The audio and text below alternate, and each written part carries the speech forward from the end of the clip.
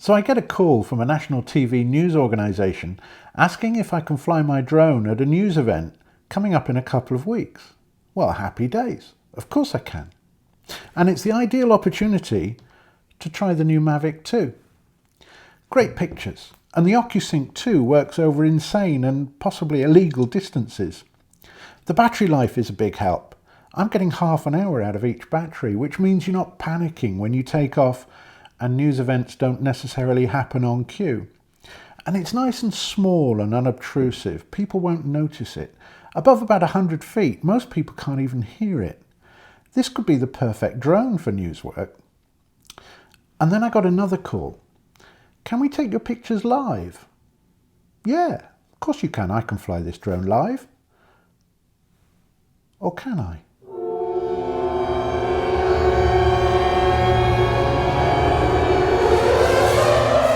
Ta-da!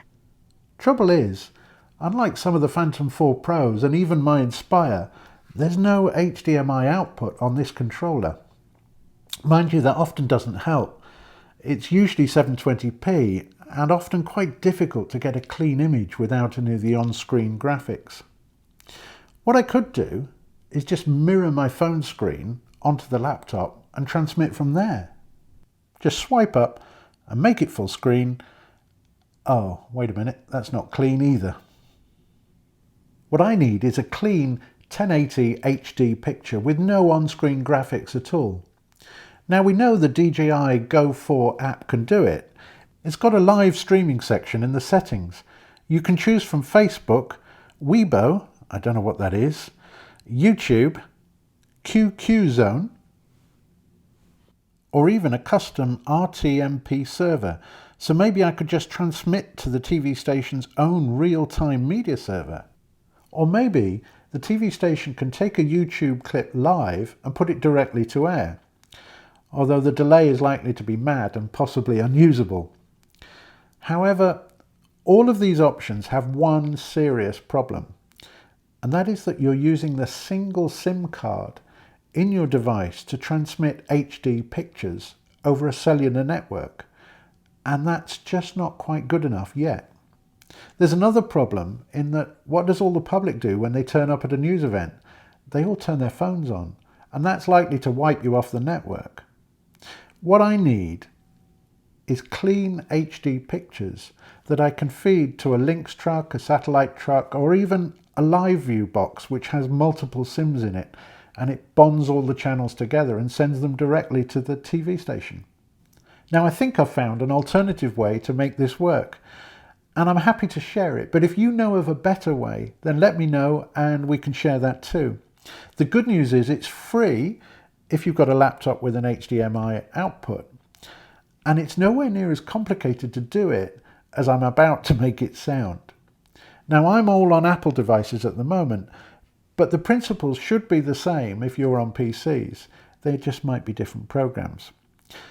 There are three main stages to make this work. Firstly, create an ad hoc Wi-Fi network between your phone and your laptop. Secondly, run an Rtmp server on your laptop that will receive the stream from the DJI.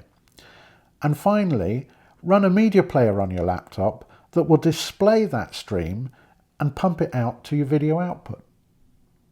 Now, before you lose your internet, you need to download 2 bits of software onto the laptop. I found one by searching for Mac Local Rtmp server, and there's a really good one on GitHub. Shout out to Sallar Kaboli from Finland. I hope that's how you pronounce his name. He's written a lovely little program called Local Rtmp server, but it's really clean and easy to use. I'll put a direct link to this in the details below. I downloaded the disk image file, and while you're there you might as well install it into your applications by simply dragging it across. The only other software you need is a media player, and I'm using the great VLC, which is also free. Many of you will already have this installed, and it's a really useful program to have when you're streaming video. Same as before, download it and then install by dragging it across to the applications folder. Once that's finished, and it does take a little longer as it's a bigger program, you're ready to start. We installed those programs first because we're now going to lose our internet connection and set up an ad hoc Wi-Fi network to connect the phone to the laptop. It's easy on a Mac. Just go up to your Wi-Fi settings and choose Create Network. You then get to choose a new name for your network because it defaults to the computer's name. I'm calling mine Mavic 2. You only need to change the channel if you're getting lots of other Wi-Fi networks nearby and they're also using the same channel. Click OK and that's it. All done. The little icon at the top will change and you're ready to connect your phone to the same network. So now on your phone, go into the settings and your new network, Mavic 2 in my case, should be listed under Devices. It might warn you about not being connected to the internet, but join it anyway and we've got ourselves a network. I also choose Auto Join on the phone, so if it goes to sleep, it'll reconnect when it wakes up. Now you can go back to your laptop and start the Rtmp server. This one just sits with a little camera icon and waits for the stream. Now it's at this point that I lost about an hour because I thought that address on the server was what I needed to input onto the Mavic. But no, that's the address of the server and we'll need that later to view the stream. The address you need for the Mavic is the IP address of the network you've just set up. And on a Mac, it's easy to get that address by going into your settings, network, Wi-Fi advanced, and look at the IP settings. The IP address is what we're interested in. Now this normally defaults to an address that is dynamically assigned using DHCP. This basically means it changes each time the computer restarts, which makes it a pain if you have to retype it into the Mavic controller on every battery change. So what I've done is set a manual fixed address for this network. I've used 169.254.127.5. I don't know why I chose that number, I just like 5. Click OK and then apply and we're ready to connect the drone. So going back to the phone on our controller, start up the normal DJI Go 4 app and when it settles down you can go to the general settings by clicking the 3 dots top right. Then if you go to the 3 dots at the bottom, you can select the live broadcast platform. Choose Rtmp Custom and then you can enter the same IP address that you've written down from the laptop. You did write it down, didn't you? So the address is rtmp://, then your IP address that you wrote down. Mine is 169.254.127.5 /live/ and then any name you want. I've called mine Mavic. Hit next. We're ready to go and start. That's a nice little touch with the countdown there. And as soon as we're transmitting, the little icon turns blue with a timer and the frame rate. Going back to our laptop, we should see the little Rtmp icon turn red, and then, as if by magic, the stream details will just pop up. So at this point, we've got the stream going to the laptop, but we've still got no way of displaying that stream, and that's what VLC will do for us now. Before we leave the server, we can copy the URL with the copy button, and then open up the media player. Go to Open Network, and then paste the URL into the box marked URL. Looks good. And then, within a few seconds, our live picture should pop up. Make it full screen, and you should then be able to send the whole screen out to your HDMI or your video output into a satellite truck, live view, or broadcast transmission of choice. Now, I'm worried that I might have made that look way more complicated than it really is. It really isn't. All we've done is set up a network between the phone and the laptop. We're then streaming the pictures from the DJI app onto our Rtmp server running on our laptop, and then we're displaying those pictures ready for feeding out of our HDMI output. Job done.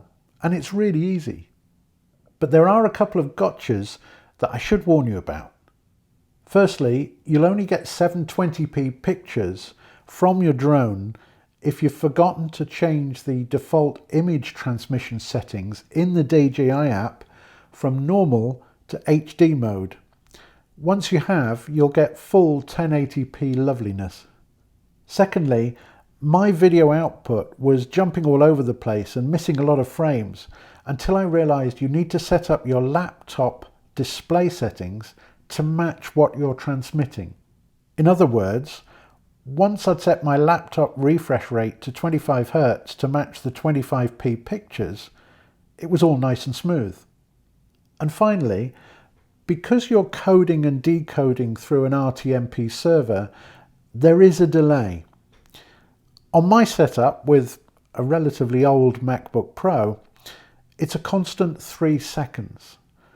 But I think that's okay. Unless you're recording a presenter doing a piece to camera or a very tight aerial move on cue, I think that's quite usable. It's not too bad. And as long as you know about it and the gallery know about it, not a problem. And that's it.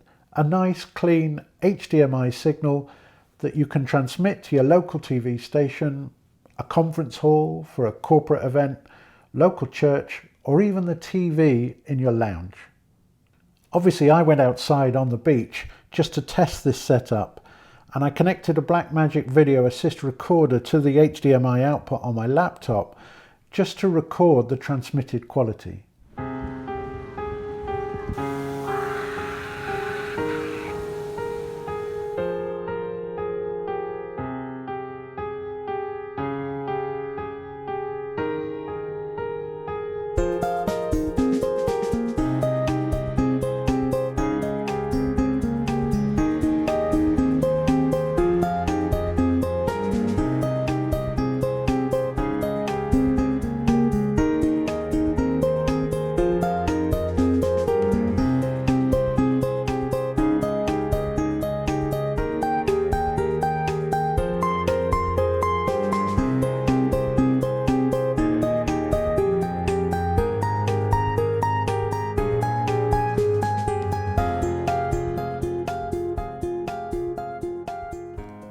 Now, I would never fly more than 500 meters away, but in all the tests I've done, I've yet to see a single glitch in the transmitted picture quality from this drone.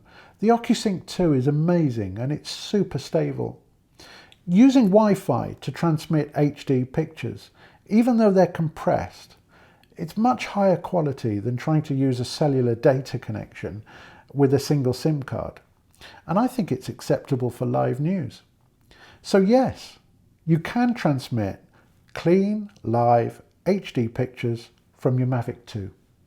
Sorted.